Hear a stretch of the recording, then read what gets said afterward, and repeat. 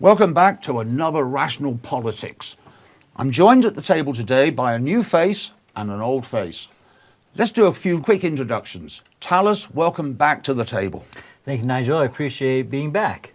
Regan, good to see you down here. Welcome for your first time at the table. Hey, great. Thanks for having me. Nice to meet you.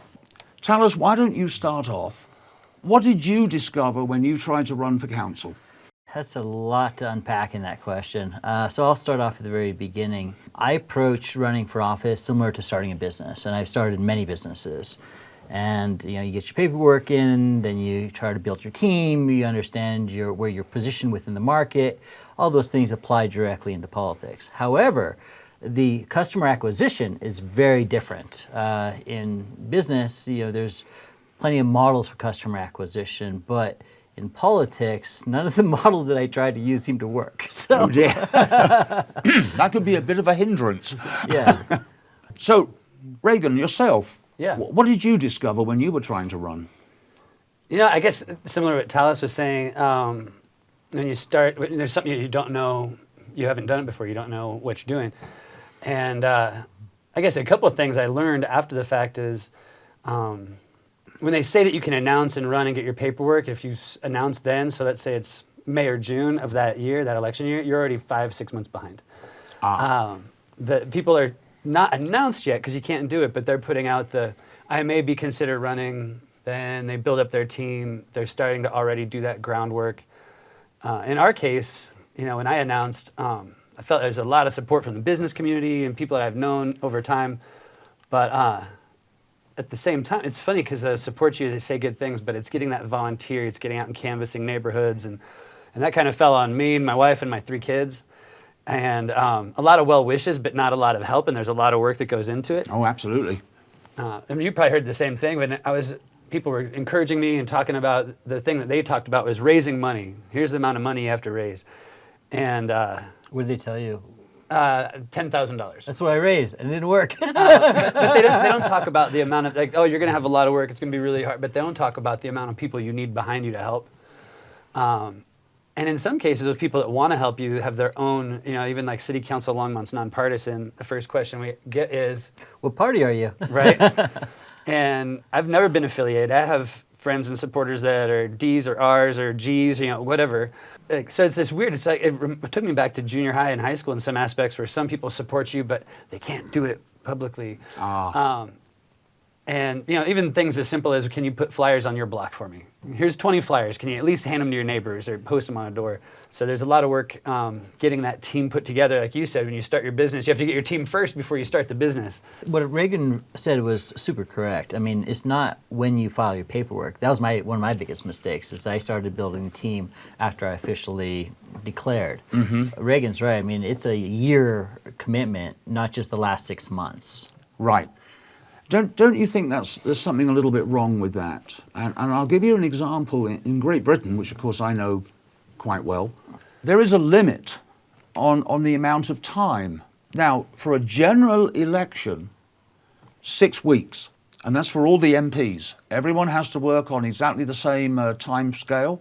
There's also, you say $10,000. That is just under what a British Member of Parliament is allowed to spend. A British Member of Parliament, last time I looked it up, could only spend about $15,000 to $16,000 on his whole campaign. I also heard like the $10,000 to $12,000 number for what I would need in order to pull the election off. I raised the money and I matched money coming in, so I raised about $6,000, and then I put in a little over $5,000 of my own. The person who won put in $40 into her own campaign. The machine that she was being supported by helped her raise $20,000 To run for council. to run for council. It sort of sums up everything that's wrong all the way through American politics. You should not have to spend that amount of money to run for council and be successful. Yeah. For little Longmont, right? For little old Longmont, yeah. And people are recruited, like she told me she was recruited for this. She had never thought about running prior to them coming to her because they thought that she'd be a good candidate. So, I mean, I think that getting the vested interests out of politics and making local city council truly nonpartisan would lead to better representation, because the very first thing that she did when she was elected was cut the city council meetings by half because she didn't have enough time. Okay, so you run for council, but you don't have enough time to do council work. That doesn't seem to be correct. That's what I'm saying. Like, when someone only puts $40 into their own campaign, like, what's the opportunity cost there? What sort of frustrations did you run into? Because, I mean, were any roadblocks put up? I'll take that one real quick. I'll let Regan go Yeah. in because I'm sure he has his own. But it was frustrating for me because the same person was running. So there's two seats open for my city council at-large race. The two people who won and the mayoral candidate who won were all represented by the same group. They had the same campaign manager, and the same people who were canvassing handed out all three people's flyers. Yeah, I think there's something similar to that too. I know, when I ran in 2019, my opponent and I were generally unknown overall. Like, the people that knew us really well, but overall in our ward, I found it really interesting how many people would ask people that don't know me about me, and I could see it online, and they were just announcing things. I had been a financial advisor. I had my Series 7 and 66 license, and started from scratch in office here, just helping normal people learn about finance and build their retirement. But a friend of mine had people canvass 3 times for my opponent, and you can't control what your volunteers say, but No. you can start to sort of feel patterns. So if I was out with my family and we would knock on doors and meet people, I would say my opponent's name correctly. I would say what her job is, and then I would say the reason I'm running is this, And a friend of mine had 3 canvassers come by, and one time they told him, he asked, he knew who I was, and he just kind of played dumb, said, "Oh, who are they running against?" They made an emphasis to mispronounce my name. Some Regan guy, I don't know. He was told that I was a greedy Wall Street investment banker. I guess they took that from financial advisor. I have a real estate license, and one time they told him that I was a greedy, out of touch, real estate developer. I'm not like normal people. I'm a rich developer. And the third time they came by, I've got 3 boys, but they told my friend that I don't know much about that Regan guy, but he's got 3 kids with 3 women and doesn't pay child support. So that was one of the things I had, is this just fake information, disinformation, and just other things like that happen that you don't expect. Because for me, I feel like I ran a campaign like I would run my business, Right. legal, ethical, how I would want to be treated, how I would want someone to treat my mom, those kinds of things that I grew up, those sort of rules of life. So many signs stolen. I had, even though you could see what was paid for and there was this big to do about it, it wasn't big enough font. And one of our final debates, other candidates were telling me how my opponent was asking them to sort of team or, complain about me, or just different things that you don't really expect when you're grown-ups. It's something you would expect if you were running for like 7th grade student council. Or you belong to Trump.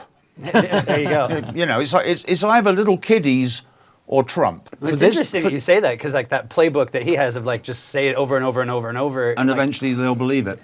some council members, past or candidates, like you see them sort of say the same, like, so like, wow, that's like straight from the Trump playbook. I'm finding it so hard to believe that they would just lie through their teeth at this level. At one point, if you get beyond frustrated, and I started taking it as a compliment that I must be doing well, because they're just grasping at straws. And a friend of mine is in different meetings where they're talking about these council positions, and she was saying, like, they're nervous about your Ward 3. Like, they feel good here and here and here, but they're like, how about that? What's going on there? And so I just kind of took that as, hey, I came out unknown. I announced later in the spring. Opponent had a head start, and we came really close by the end. 200 votes, right? Something like that, yeah. So, a lot closer than mine. It's interesting because you were told that you had to raise 10,000, to stand a chance. We won't say to win, to stand a chance. The winner raised 20,000, and that puts running for city council out of reach for a lot of people in this town. They would not have a clue how to do that.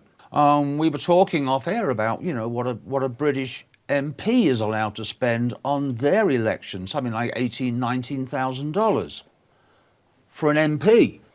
Have to raise 20,000 for a city council seat. Hold on a second, something's wrong. Yeah, and they're only compensated like $1,000 a month. Yeah. So it's like, why so much money? Like, it's not even a paid position. It's not like Denver where they're making like hundreds of thousands of dollars a year. Right, it has become their profession. in Denver. Yeah, and so I mean, there's an argument to say that we should compensate city council members higher so that people who are more serious than people our age, it's easier for them to run. Because if you're retired, then you have your nest egg, your house is paid off. It's a lot easier. You don't have a job to balance because you need a job to pay bills. Like exactly, right? We both had flexibility of owning our own businesses, and we were able to do it. But not everyone has that flexibility. Yeah, that was something that came up a couple of years ago in council discussion. I think it was Councilmember Christensen had brought it up. It was in the Times call, and some people are saying, yeah, they should get more money. Some people are saying, no, they already get too much. Some people are saying she just wants a pay raise. But it was minimal. It was like $200 a month or so. I forget the details. But I remember then Mayor Bagley was saying, if we're going to raise it, make it a full-time job. So people, I was in council that night. It was during the campaign, and I think he kind of pointed me out. And he said, so people that have a family or other people, they can afford to do this. And because where it is now, it's almost like paid volunteerism. Like I was saying, being a substitute in St. Vrain District, it's like you feel like you're volunteering. You're an employee, they pay you, but it's like paid volunteerism. So there's more beyond it. Like it's not, they're not doing this for the job of it. Is it for the power? Is it because, like you said, the people that are recruiting you, they want to have someone there that is going to help, push buttons and pull levers, or. It was also interesting because I learned something new. We had a council person in here a few weeks ago. She actually made the statement that really the city council is a toothless tiger. They're more a suggestion group rather than an actual planning group. It's all up to the town manager what he listens to and what he doesn't listen to. Well, Do you have any thoughts? Yeah, they give guidance to the city manager, Harold Dominguez. I know him. I've met with him several times during the campaign. He's a very level-headed person. He seems to really know what he's doing. So, I mean, you want someone who has like the logistical knowledge and like the institutional knowledge of like how things actually happen. Yeah, how it works. Yeah, especially if you have like these part-time retirees who are on the city council who don't necessarily, that's not their profession. Right. They're, doing other things. I mean, some of them are very intelligent and very bright, and I respect them greatly. But I mean, it's different than if it's your full-time job. Now, you just remind me of something he said. He talked about the city of Longmont as like a huge company, a conglomerate. And he was starting to describe it, and I thought of Pepsi, because you got Pepsi, they've got sodas, they own Quaker Oats, they own Gatorade, they own Frito-Lay. They used to have the fast food before that was Young Foods and split off. But in Longmont, you've got a power company, you've got a water company, you've got an internet company, you've got a street maintenance company, you've got all these different companies, like you're saying. So you got to be able to manage that. And if you take the makeup of the council and you've got retired superintendent of schools, you've got someone that's an elementary teacher, you got someone who's an appraiser of homes, and they're experts in what they do and they've done before, but have they ever managed an internet company? Have they ever managed a water treatment plant? So I think they have like the idea, they give guidance to the city manager and then their feedback and then review with them. And Right. Talking of housing, that raises an interesting point.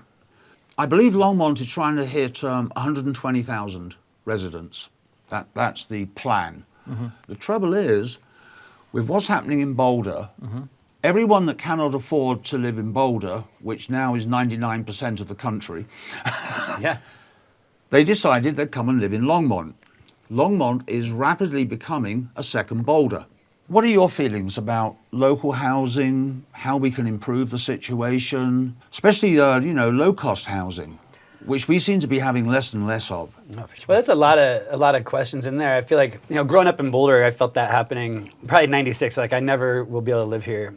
And Louisville kind of sucked up some of that and became like outrageously expensive places that, I rented a house out there when I was like 20, and it's been scraped and rebuilt. It looks like an office building. Mm-hmm. And so you see it just kind of emanate out. I remember my dad saying something about the billionaires have pushed the millionaires out of Aspen. And we were talking about like Right. Avon and Edwards, and you just see this sort of like, kind of like I'm picturing a sound wave just kind of moving out. And Longmont is sort of the last stats that came out, it still was the most affordable in Boulder County. But it's exponentially getting like more so. There's some market cycles, natural market cycles were disrupted with COVID, to where like, let's say someone's getting older, maybe they need more medical or day-to-day help or whatever, they might transition to assisted living or something like that, and then that house is sold and needs updated. It could be someone's new starter home. Well, when COVID hits, people aren't going to let mom or dad go to the isolation of an assisted living. They're going to help make care of mom and dad at home or whatever. So you saw that cycle sort of break. And then there's people moving around, working more remote, like we were talking off air. You know, if you don't need to live in San Francisco to have that job, then you can come here. So there's a lot of money from other places coming in. Mm-hmm. Where perceived values, I think, are different. Like growing up here, I see a house and I think it's worth, you know, maybe, let's say 500. Well, someone sold a place, let's say in San Francisco for $1.5 million. They show up, see it's 500. They don't want to lose the house. They're fine with throwing 700 at it because they still have $1 million in the bank from their other place. And it's bigger than they had before. They have more square footage, but the people, like everyday people, first-time buyers, people with just normal day-to-day jobs, like they just see it like, I remember saying a few years ago, I make $1 more, things cost $2 more. Mm-hmm. And so there's definitely market disruption that is really out of whack. There's some things I think the city can be doing as far as making a process less expensive and quicker on the supply side. I know I'm talking to a lot of people that are just local builders here in town, you know, not like KB Homes or not these publicly traded companies, but normal people here, and they talk about the red tape, how much time it takes, how much money it costs. They've built a job and they've planned it out and designed it, and by the time they get approval, costs have changed so much that it's no longer, like there was one project that was completely canceled. It was going to have, beyond the permanently affordable units, they were going to have about 20%, and it's 12% is the requirement. By the time they got to the end of it, they couldn't afford the project with that 20%. They ended up doing 5% and paying a fee in lieu instead. Ooh, so they'd lost the units of housing, and I think they need to update too, because I find clients of mine that can qualify for the income for some of these, they don't necessarily qualifying for the loan. And some that are qualifying for the loan make too much money to qualify for that particular house. So there's some things out of balance there too. See, I was in the reverse situation to your San Francisco example. I was living in Huntsville, Alabama. So the company I was working for at the time bought a company out here in Gun Barrel, and they asked me to move out here. To me, it was the total reverse of someone moving from San Francisco, because the mansion, and I kid you not, that I had in Huntsville would sort of get me a double wide. Yeah. Here. Mm-hmm. My son worked his heart out. He's having trouble living. Yeah. Here in town? Here in town. Yeah, it's very difficult. I mean, luckily there's organizations like Eric Wallace's Prosper Longmont that's designed to help people get into homes, and there's obviously Habitat. And during my campaign, I talked to, you know, the head of Habitat locally, as well as people who've used their services. My dad was a general contractor, so you know, I'm very familiar with construction. And you're right, a lot of my supporters were contractors and developers, not the big ones, but the local ones. And they have little to no opportunity to build because of the red tape that is preventing them from doing developments. I've heard 3 years as being delayed in terms of timeline. And it's hard to cover the capital costs if you're, you know, a developer, because you have, you know, the land that you've purchased, you have all the equipment, you have the, you know, the things that are going to be required to build those properties. So, I mean, I think that there's things we can do in order to make it easier, like 3D printed homes. We should look into that. We should look into modular things. We should look at ADUs, making it easier, or even help subsidize some of the costs of building ADUs in some of the larger properties. What is ADU? Additional dwelling units. Oh, okay. So like a small rental on your, like converting your garage into a... Oh, I see. Or something like that, right? Like a granny annex. Exactly. Yeah, like little cottage home or... Like all the homes in Prospect have one, basically. So, I mean, it's, and especially with, you know, baby boomers getting older and, you know, people our age getting into the housing market, it makes sense for people to have an ADU so that, you know, mother-in-law suite. The other thing I wanted to address is free movement of people. I think that, well, just in my personal history, my grandfather left Ukraine when he was young to Canada for economic opportunity. My father left Iran to escape persecution, but also for economic opportunity. Family moved from Canada to Southern California for economic opportunity. My dad started a construction company, and we were able to build some wealth there. I then moved to Northern California for education opportunity. Moved to Boston for my MBA for education opportunity, and then moved here because I fell in love with the community. So, you know, it's difficult for some people to perceive the opportunity of moving somewhere new because this is all that they know. But That's one of the great things about having, the United States be so big and with so many different places, is that if you maybe not finding a place here, there's other places. Like Tulsa, Oklahoma was paying people $50,000 to move there to buy a house. One other topic I think I'd like to discuss, because we've mentioned education in the past. What do you feel about this revisionist history that they're trying to teach in schools? As if they don't want to actually admit that this is the racism that they did. Well, I think there's two ways to look at it. I think that revisionist history, especially in southern states, is not good. Like talking about trying to glorify the slavery period of time within the U.S. history, that should be not done. However, in San Francisco, they're renaming a lot of schools. Even people like Abraham Lincoln. I saw that. I think we should all kind of focus on being moderate in the middle and not either of the extremes. I'm not a fan of safe spaces because, like in college campuses, you can't have an intellectual discourse with people because you might offend them. Like, thoughts and concepts should be open. Otherwise, how are you going to be exposed to new ideas, even if they are vulgar? I think that freedom of speech is important. Politicizing education is kind of like what you made me think of again, too. People are like, if you feel like you're taking too much away from someone's cultural history, you're like changing the names of schools, like Abraham Lincoln, I saw that and I was just like, wow, like, for me, I always think if you're going to make a policy, you're going to do something, I think, what is the outcome that you want? What do you want to have here? Do you want to teach people what really happened? I think that there are some people, and it's funny, most of the TV news I see is when I'm at the gym, so I'm reading titles, and it's funny because they'll have like Fox and CNN next to each other and like bounce back and forth. I feel like there's some people that think like, you're trying to make us feel bad for something we didn't do in the past. Don't teach us this. And then there's a group of people that said, hey, you're just ignoring what happened in the past. So I think somewhere in the moderate, like, growing up in Boulder, Boulder in this area is a different thing. We went and visited my wife's grandparents in Oakdale, Louisiana. It's the first time I heard anybody just throw down the N-word. I was like, wow, that's so weird to me. And I did interviews with the candidates for council last time. One of the at-large candidates, Jeremy Johnson, he was talking about in Alabama, his grandparents ordered their Burger King at the back door, and they gave him an unmarked paper bag because they didn't want other people to know they were serving African Americans. They didn't want, like, no black people are getting served here. So, like, which to me is so foreign, right? I couldn't. I was like, wrap my head around it.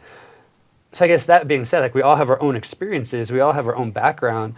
I think people need to know what was really going on, and maybe that compromise is like, I don't know, you're renaming Abe Lincoln School, but the compromise is like if people feel like you're dragging us through the dirt over something we didn't do versus you're just polishing a turd, right? Like there's a business book. It is like not Eat the Frog, but. It's in sales. It's like they were talking about pricing, and they're just like, "Here it is. Like this is what happened," and then have conversation about it, and maybe it's the age that they're starting it, or like the content that they're bringing out. But I mean, it is. History's history, right? Like, history is history. I mean, I'm a Brit. The British Isles has done a lot of bad things in the past, and not just in one place, all over the world. Opium wars in China, India. Look what we did there. The Southern Irish potato famine. Look what we didn't do there. But it was taught to us just like that. It was given to us straight as a history lesson at school. Kids have to know the truth. If they're not told the truth right up front, why should they bother? Oh no, we can just have alternative facts whenever we want them. It's funny you say that. A niece of mine, I remember she was saying something on social media, and I forget what the question was, but there was someone from history and slavery in the South and civil rights, and she's like, "Why didn't I know this?" And I'm like, "I don't know where you went to school, but I knew that one." So, and then there's also differences in where we're going to school, and if there's homeschool, and people can pick what they want. Like I know, talking with a college professor of mine. She was talking about like grading papers and like saying like this is wrong, and the kids like and stuff that's like chemistry. So it's like this is what it is. The molecule is this. Yep. And the students would not say, "Oh, can I do it over?" Like let me give it a chance for makeup. They'd say, "Well, not in my opinion." And she's like, "Organic chemistry isn't an opinion-based thing. Like that's maybe literature. Like read something and then write your opinion about. I think this because." And there's some things that are just like this happened on this day in history. This happened. This happened. Growing up as a kid, I know that we dropped atomic bombs on Japan. It wasn't like something that was shiny or fluffed up, like you're saying, talking about British history. We did this. And that's how we did it. End of story. There you Just go. teach kids the truth.